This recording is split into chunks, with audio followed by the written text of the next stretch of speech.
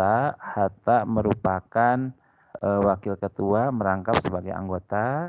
Kemudian yang ketiga ada Sukarni ya, Sukarni. Kemudian ada Hairul Saleh, kemudian Ki Hajar Dewantara dan Iwa Kusuma Sumantri. Nah, kemudian kalian harus tahu juga bahwa sidang PPKI pertama ini ada beberapa agenda yang dibahas. Teman-teman, kira-kira menurut pendapat kalian, agenda apa aja yang dibahas dalam sidang PPKI pertama? Silakan pendapatnya. Ayo. Apa yang dibahas dalam sidang pertama PPKI? Silakan. Ada yang bisa ngasih informasi? Silakan. Ayo. Apa yang dibahas dalam sidang PPKI yang pertama? Ayo, silakan. Ada yang berani? Ya, silakan. Kira-kira Pak, ya Pak. Ya. Silakan. Apa yang pertama tuh ini mengesahkan UUD 45. Terus yang kedua tuh mengesahkan Soekarno sebagai presiden dan Muhammad Hatta sebagai wakilnya. Terus membentuk komite nasional, Pak. Betul, Novandi. Sip, ya. Apa yang disampaikan Novandi benar ya. Jadi sidang PPKI pertama yang dibahas ada beberapa agenda. Yang pertama yaitu pembahasan dan pengesahan UUD 45. Yang kedua pemilihan presiden dan wakil presiden. Yang ketiga pembentukan komite nasional. Bapak mulai dari pembahasan dan pengesahan UUD 45. Nah, pada pengesahan UUD 45 ini ada 3 tokoh yang diminta oleh Soekarno untuk membahas mengenai Piagam Jakarta. Tokoh yang dimaksud adalah yang pertama Ki Bagus Hadikusumo, yang kedua ada Wahid Hasyim, yang ketiga ada Tengku Muhammad Hasan. Nah, pada Piagam Jakarta tersebut ada beberapa kata yang dirubah, yaitu di ketuhanan dengan kewajiban menjalankan syariat Islam bagi pemeluk-pemeluknya. Nah, kata-kata ini ya, kalau Bapak ulang ya. Misalnya Bapak ulang ya, untuk ketuhanan dengan kewajiban menjalankan syariat Islam bagi pemeluk-pemeluknya ini mendapat komplain ya atau keberatan dari pemeluk agama lain. Setelah melalui perdebatan yang sangat alot ya, akhirnya kata ketuhanan dengan kewajiban menjalankan syariat Islam itu kemudian diganti menjadi ketuhanan yang Maha Esa. Kemudian Piagam Jakarta yang sudah dibahas dan sudah disetujui kemudian dijadikan dasar negara dengan isi yang sama seperti saat ini. Nah, kemudian dalam agenda tersebut UUD 45 secara sistematikanya ada beberapa poin. Jadi berikutnya itu ada sistematika UUD 45 yang disahkan. Yang pertama ada pembukaan. Pembukaan UUD 45 ada 4 alinea. Kemudian batang tubuh atau isi yang terdiri dari 16 bab. Kemudian 37 pasal, 4 pasal aturan, kemudian 4 pasal aturan dan 2 ayat aturan tambahan ya Bapak. Kemudian ada penjelasan UUD 45 yang dijelaskan per pasal. Bapak ulang sekali lagi. Untuk agenda pengesahan UUD 45 sebagai dasar negara, Soekarno meminta 3 tokoh untuk membahas Piagam Jakarta. 3 tokoh ini adalah Ki Bagus Hadikusumo, Wahid Hasyim, dan Tengku Muhammad Hasan. Dalam agenda ini ada beberapa kata dalam Piagam Jakarta yang dirubah. Kata yang dimaksud adalah ketuhanan dengan kewajiban menjalankan syariat Islam bagi pemeluk-pemeluknya. Nah, ternyata kata-kata ini mendapat tanggapan keberatan dari pemeluk agama lain. Setelah melalui perdebatan yang cukup alot, akhirnya disepakati ketuhanan yang awalnya dengan kewajiban diganti dengan ketuhanan yang Maha Esa.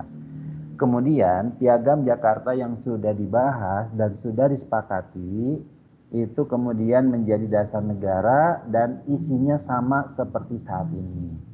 Nah, dalam agenda tersebut, sistematika UUD 45 yang disahkan antara lain, yang pertama ada pembukaan, ada 4 alinea.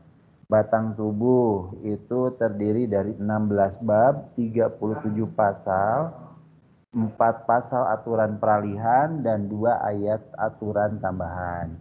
Lalu penjelasan UUD 45 dijelaskan per pasal, ya. Itu untuk pengesahan UUD 45. Berikutnya ada pemilihan presiden dan wakil presiden. Tadi sudah Novandi sampaikan ya. Terima kasih Novandi ya. Kemudian untuk pemilihan presiden dan wakil presiden itu memutuskan memilih Soekarno sebagai presiden dan Muhammad Hatta sebagai wakil presiden.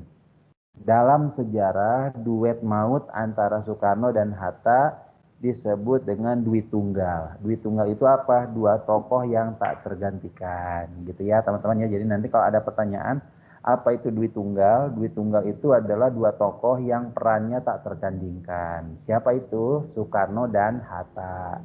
Nah, kemudian pemilihan presiden dan wakil presiden dilakukan dengan cara aklamasi atas usulan Otto Iskandar Dinata. Itu ya, jadi Bapak ulang lagi.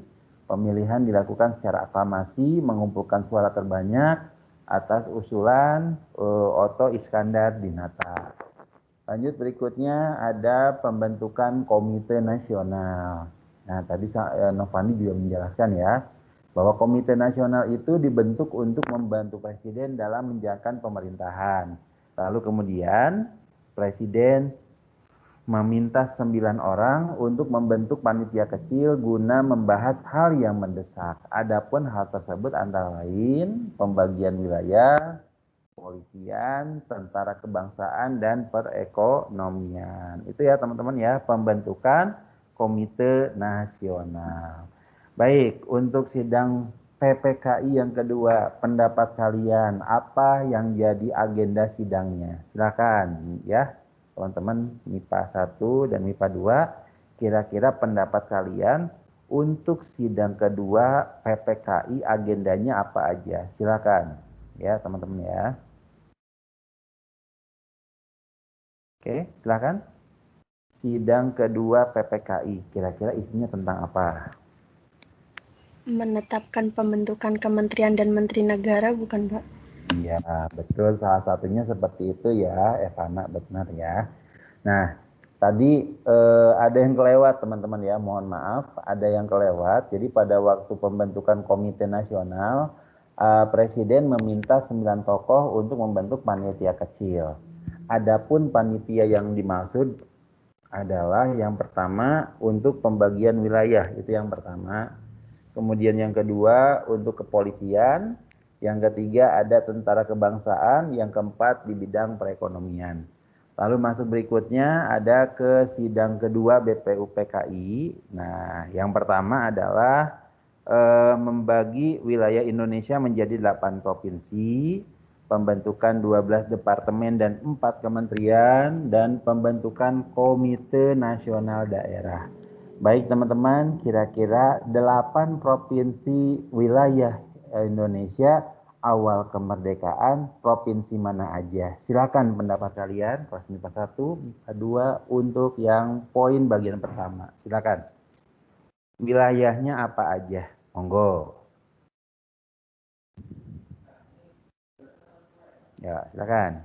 Kira-kira wilayahnya apa aja? Nah, ya, Evana mau nyoba lagi? Silakan. Iya.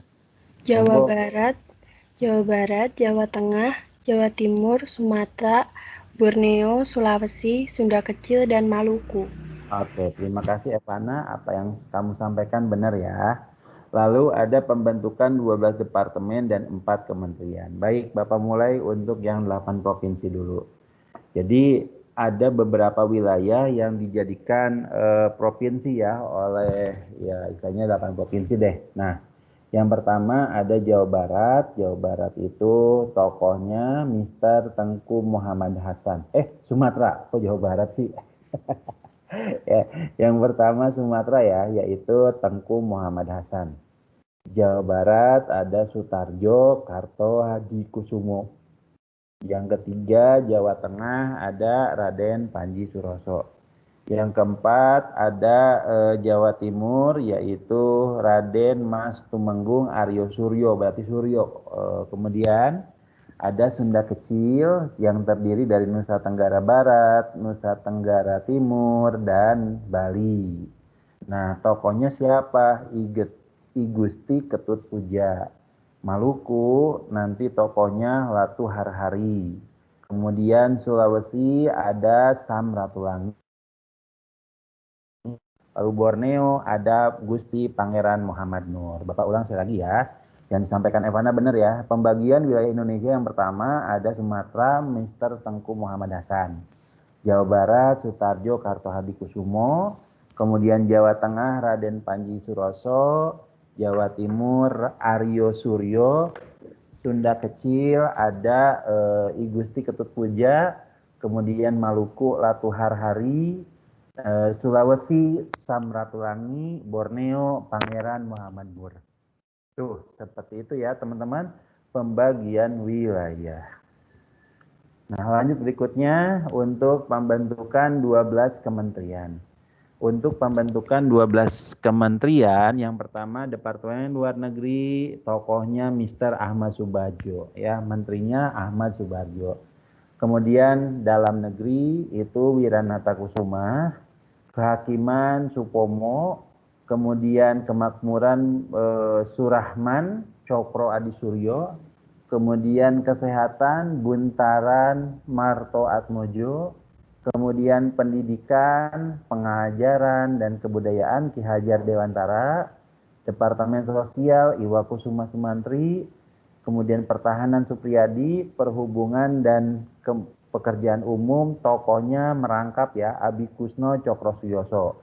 Lalu Departemen Penerangan Amir Syarifuddin. Ya, Bapak ulang sekali lagi. Untuk agenda kedua dalam sidang PPKI tanggal 19 Agustus antara lain selain membentuk 12 departemen dan 4 kementerian serta membentuk atau membagi wilayah Indonesia jadi 8 provinsi. Nah, yang pertama ada Departemen Luar Negeri, tokohnya adalah Ahmad Subardjo. Kemudian Dalam Negeri ada Wiranata Kusuma. Kemudian yang ketiga ada Kehakiman Supomo, Keuangan Mr. A.A. Maramis. Nah, A.A. Maramis itu apa?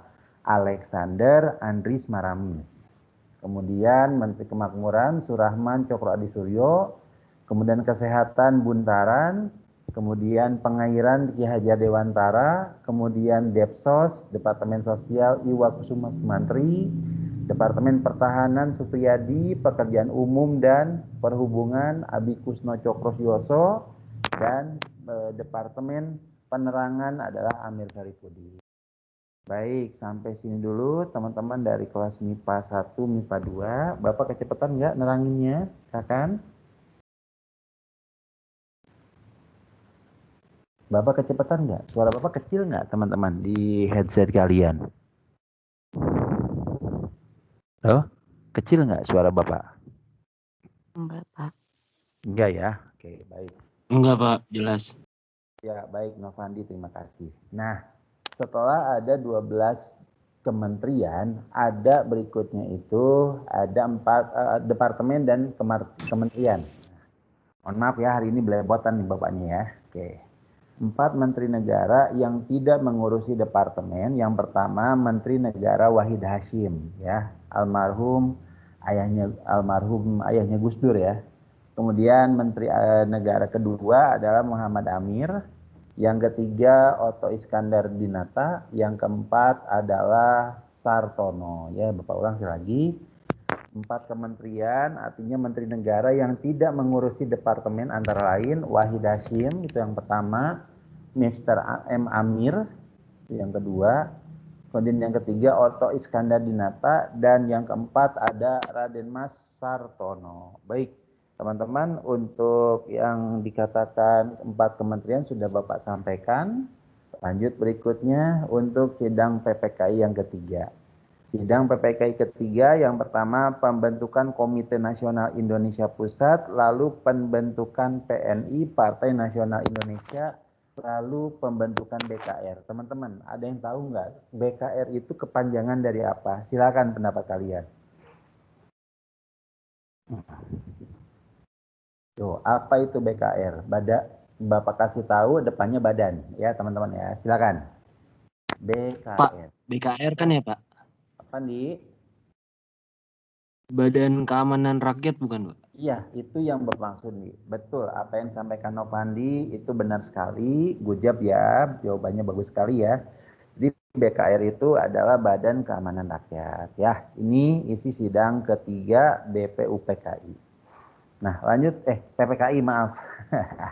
Nah, lanjut berikutnya ya. Yang berikutnya adalah pembentukan KNIP, Komite Nasional Indonesia Pusat. Mohon maaf ya teman-teman, MIPA 1, MIPA 2 Bapak izin dulu sebentar ya. Mohon maaf.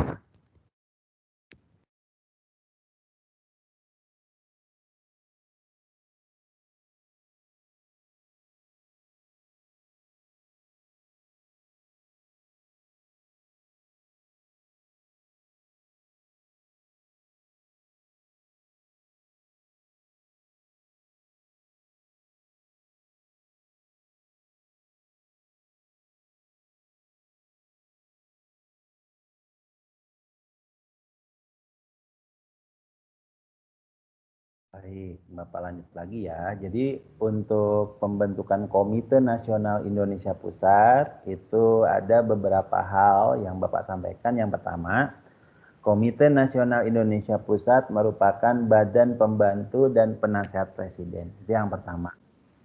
Kemudian yang kedua ya, bahwa KNIP itu anggotanya sebanyak 137 orang. Kemudian susunan kepengurusan, yang pertama ada Kasman Singodimedjo itu sebagai ketua umum, ya, ketua utamanya. Kemudian yang kedua, wakil ketua ada Sutarjo Karto Hadikusumo, itu yang kedua. Yang ketiga ada tokoh lagi, berikutnya itu siapa? Yang ketiga itu Johannes Latuharhari. Nah, jadi Johannes Latuharhari itu adalah tokoh dari Maluku ya, teman-teman ya. Dan salah satu menteri gubernur. Nah, kemudian ada wakil ketua 3, itu ada Malik yang nantinya jadi wakil presiden zaman Orde Baru. Bapak ulang ya. Jadi ketua dari KNIP itu Kasman Singodimedjo, ketua umumnya, ketua pusatnya. Wakil ketuanya Sutarjo, kemudian yang ketiga ada Yohanes Latuharhari, itu dari Maluku. Kemudian ada Malik ya dari Sumatera Barat. Yang kelak nanti beliau jadi apa? Beliau jadi wakil presiden. Oke, pembentukan KNIP sudah Bapak sampaikan. Lanjut berikutnya pembentukan PNI atau PNI. Jadi PNI ketika awal didirikan tujuannya itu apa? Yaitu menjadikan Indonesia yang berdaulat, adil dan makmur sesuai dengan kedaulatan rakyat. Nah, untuk PNI di sini ada beberapa tokoh yang menjadi pemimpin utamanya. Yang pertama ada Soekarno, Muhammad Hatta, kemudian ada Gatot Tarunamiharja, ada Iwakusuma Sumantri, Sayuti Melik, dan Sujono. Bapak ulang ya, jadi pembentukan PNI. Nah ini susunan kepengurusan insya Allah keluar ya di UTBK ya. Jadi susunan kepengurusan itu yang pertama ada Soekarno, kemudian ada Muhammad Hatta, pemimpin yang lainnya Gatot Tarunamiharja, Iwakusuma Sumantri, Sayuti Melik, dan Sujono ya, pembentuk PNI. Nah, kemudian lanjut berikutnya ada Badan Keamanan Rakyat. Jadi Badan Keamanan Rakyat itu adalah sebuah badan nanti cikal bakal dari TNI saat ini. Nah, perlu kan ketahui juga teman-teman ya, untuk yang Badan Keamanan Rakyat ini nanti ada sebelumnya yang dikenal dengan Tentara Kebangsaan. Jadi pada waktu itu DPRD ya membentuk yang namanya Tentara Kesejahteraan. Nah, kemudian lanjut berikutnya adalah keputusan PPKI terkait Tentara Kebangsaan. Yang pertama, rencana pembelaan negara diutamakan jalur peperangan. Cuman usul ini ditolak karena lebih mengutamakan perundingan. Kemudian yang kedua, pembubaran unsur peta, kemudian Kenil dan Laskar Rakyat. Itu yang ketiga. Yang keempat, ada para anggota HEIHO yang diberhentikan. Lalu ada yang terakhir, untuk kedaulatan negara dibentuk Tentara Kebangsaan oleh Presiden. Oke, baik. Di Badan Keamanan Rakyat itu adalah respon dari keputusan PPKI mengenai Tentara Kebangsaan. Apapun isinya apa aja. Yang pertama, rencana pembelaan negara dengan jalur peperangan. Pembubaran unsur-unsur peta dan laskar rakyat. Kemudian para HEIHO diberhentikan, kemudian para anggota HEIHO diberhentikan, kemudian kedua negara tersebut ya untuk hubungan negara tersebut dibentuk Tentara Kebangsaan oleh Presiden. Baik teman-teman, untuk yang slide ke-15 dari 1 sampai 15 ada pertanyaan enggak? Silakan pendapatnya. Ya, silakan. Ada pertanyaan enggak? Belum Bapak lanjut lagi ya, teman-teman silakan. Ada yang nanya? Silakan. Masih bingung nggak penjabaran Bapak, teman-teman? Dari kelas MIPA 1, MIPA 2, penjelasan Bapak bingung nggak? Dari tadi pembahasan. Pembahasan materinya bingung nggak? Silakan. Ayo, berani? Siapa? Ya, baik. Lanjut berikutnya ya, teman-teman ya. Yang terakhir nih. Yang terakhir, BKR. Badan Keamanan Rakyat ya. Nah, tindak lanjut dari keputusan PPKI dibentuk Badan Keamanan Rakyat. Di mana Badan Keamanan Rakyat tokoh utamanya adalah Kaprawi, itu yang pertama. Yang kedua ada Suta Laksana, kemudian Latif Hendraningrat dan Zulkifli Lubis ya. Jadi Bapak ulang, BKR itu merupakan respon dari keputusan PPKI, kemudian kepengurusannya, yang pertama Ketua 1 Kaprawi, Ketua 2 itu ada Suta Laksana ya tokohnya, kemudian yang ketiga ada Latif Hendraningrat. Nah, alhamdulillah ya teman-teman dari kelas MIPA 1, MIPA 2 materinya sampai di sini untuk ujian nanti. Untuk bahan mohon maaf untuk teman-teman MIPA 1, MIPA 2 enaknya kirim tiap kelas, WA tiap kelas atau bagaimana kalian ngambil dari Microsoft Teams. Silakan pendapat kalian. Yuk, silakan. Kira-kira untuk misalkan bahan ujian ini disampaikannya kemana? Perwakilan tiap kelas untuk dikirim di grup Facebook masing-masing atau di Microsoft Teams aja. Silakan, bagaimana pendapat kalian? Monggo. Microsoft Teams aja, Pak. Microsoft Teams aja. Baik, Naufal. Bagaimana pendapat yang lain? Apakah Microsoft Teams atau media WA? Silakan. Ya, silakan. Iya Pak, Bapak, Microsoft Teams. Microsoft Teams ya, nanti habis ini Bapak akan tampilkan. Baik. Baik, kalau sudah ini Bapak akan absen dulu untuk kelas MIPA 1. Yang MIPA 1 yang tidak masuk ada Ayu sakit, kemudian Nabil Ali. Nabil Ali bagaimana nih? Nabil Ali ya? Nabil Ali nggak ada ya? Oke. Kemudian berikutnya itu ada Tegar Akil dan Tegar Arya. Nih, baru yang muncul Tegar Akil ya.